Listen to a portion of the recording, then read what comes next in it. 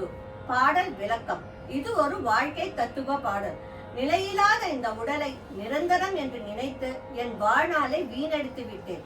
இப்பொழுது முதுமையில் காது கேளாமல் கண் தெரியாமல் நோய்கள் பெருகி மலம் சிறுநீர் படுக்கையிலே கழியும் அவல நிலையில் கிடக்கின்றேன்.